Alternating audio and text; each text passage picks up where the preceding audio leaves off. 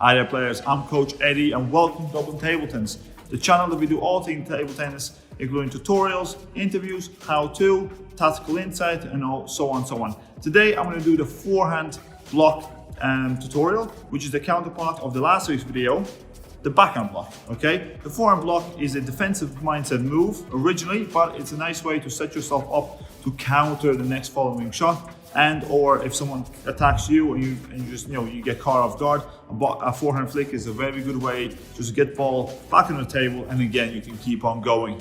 If you're new to this channel, make sure you subscribe, because that helps us out with the algorithm and everyone gets to see this video. Make sure you like, and if you have a suggestion or a question, leave them in the comments below. Answer to every single one. So yeah, forehand block, here we go.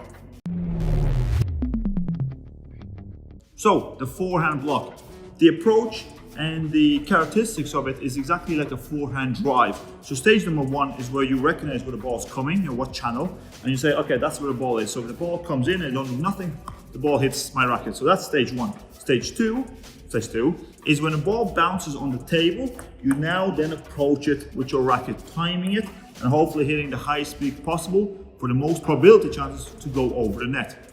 And now this is where you stop. This is where the term comes block. All you have to do is just leave your racket there. So when a ball hits the rubber, just leave your racket. Depending on the spin, if it's very fast, very spinny, heavy topspin, you keep it closed, okay? So you don't see your red rubber. If it's more, slower, less pace, less spin, you open up your racket more, so it gives you a chance for the ball to go over the net.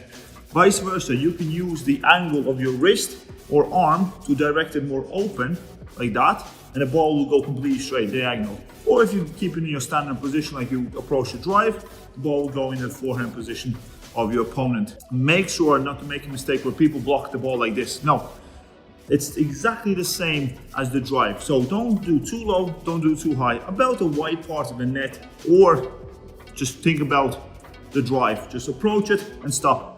And honestly, if you have a robot, you can leave your racket like that and the ball will just come over the net every single time, because it is a block. Another one. Make sure you don't do this as a bad habit.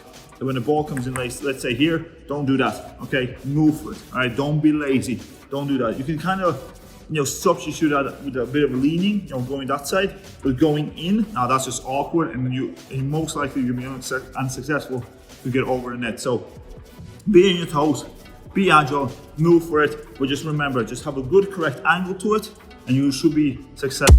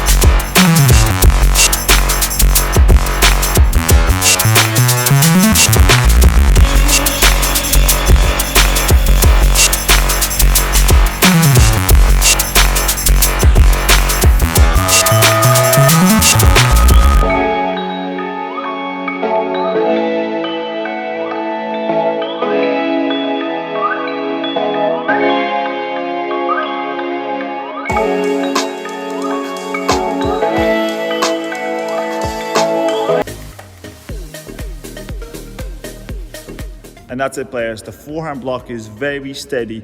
It all matters of the connection and the angle between the racket and the ball. Have it too high, it'll go out. Being too open, it's gonna go out. So just have a steady, steady arm to it, like you would do a drive. And most times than not, you will be successful at it.